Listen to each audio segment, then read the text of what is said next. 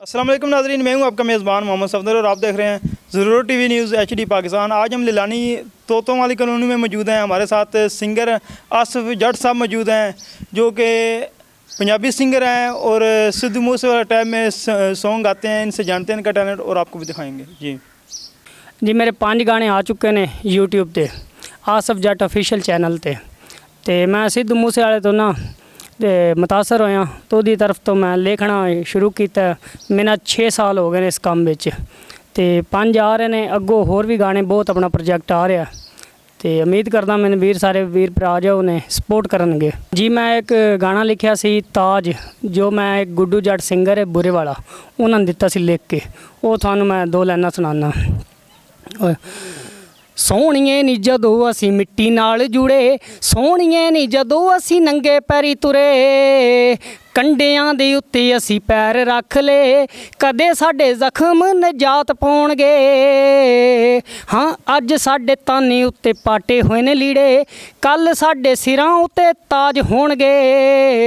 अज साडे ताने उत्ते पाटे होए ने लीड़े, कल साडे सिरां उत्ते ताज होणगे। अगे दुख बड़े हैगे इत्थे जट नूं, उत्तों तू ही बैठी लगी ऐ रवाउणी।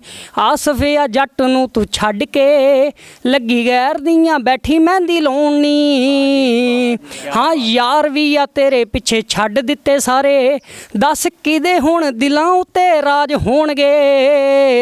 हाँ अज साडे ताने उत्ते पाटे होए ने लीड़े, कल साडे सिरां उत्ते ताज होणगे। अज साडे ताने उत्ते पाटे होए ने लीड़े, नी कल साडे सिरां उत्ते ताज होणगे। वाह जी वाह। अच्छा, ये माशाल्लाह अपना टैलेंट लाजवाब है। ज़ाहिर सी बात है जो बंदा एक दफ़ा सुनता है वो सुनते रह जाता है। तो अभी नेक्स्ट आपका कोई सॉन्ग आ रहा है मार्केट में? जी मेरा सॉन्ग आ रहा है बंदे दोगले, नेक्स्ट प्रोजेक्ट वो आ रहा है साडा अगों। उसके कोई 2 बोल है आप सुनाना चाहेंगे? जी ज़रूर। ओ पैसे पिछे मैनू सीगे माड़ा बोल दे, मिट्टी विच साले मेरा खून रोल दे, जिन्हां नूं मैं अपना वीरिया बनाया भरी महफलां दे विच मैनू माड़ा बोल दे।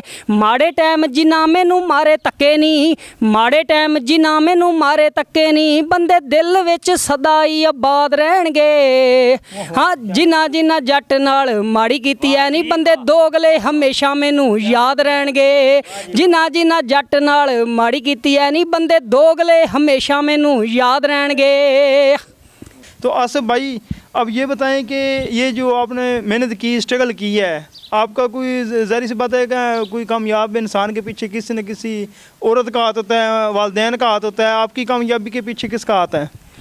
जी मेरे पिछे हाथ इन्हां दा गुड्डू भाई होरां दा बुरे वाले, नील नीम ते और पिंडी पट्टियां दे ने जमन जट साहब। इन्हां तिन्हां दा भाइयां दा हाथ है अपने पिछे, या माँ बाप दियां दुआवां ने, या तुसी वीरां ने अगों मैनूं सपोर्ट करनी है, तो और कुछ भी नहीं। अपने गिप्पी गरेवाल नाल एक सॉन्ग कोलैबोरेशन करा, ये थोड़ियां सपोर्ट दे नाल होना है काम सारा। यानी कि आपका ज़हन में है कि गिप्पी गरेवाल के साथ आप काम करना चाहते हैं? जी ज़रूर, मैं उसके साथ ड्यूट सॉन्ग करना चाहता हूँ। तो अगर गिप्पी गरेवाल साहब आप देख रहे हैं, इंडियन पंजाब की आप शान है, तो ये पाकिस्तान की छोटे जो सिंगर हैं, उभरता हुआ टैलेंट है, तो इनकी ख्वाहिश है कि आपके साथ ये जो ना एक सॉन्ग डुएट करना चाहते हैं। अगर आप हमारी वीडियो देख रहे हैं तो प्लीज़ रिप्लाई कीजिएगा। तो अब ऐसे समझिए कि गिप्पी गरेवाल आपको देख रहा है, क्या कहना चाहते हैं आप? जी मैं वीर होरां दा थैंक्स और शुक्रिया अदा करांगा जे मेरे नाल ड्यूट सॉन्ग करनगे, ते मेरे वास्ते बहुत वड्डी फखर दी गल होएगी। ते साडे 2 पंजाब सांझे हो जाण ते सांझा साडा ड्यूट सॉन्ग हो जाए, ते होर भी उत्ते बहुत वड्डी गल हो जानी साडे पाकिस्तान वास्ते।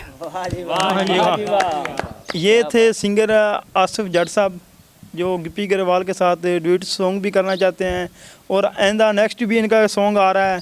तो आज के लिए इतना ही काफ़ी है। हमें दें इजाज़त कैमरामैन और रिपोर्टिंग टीम के साथ। अल्लाह।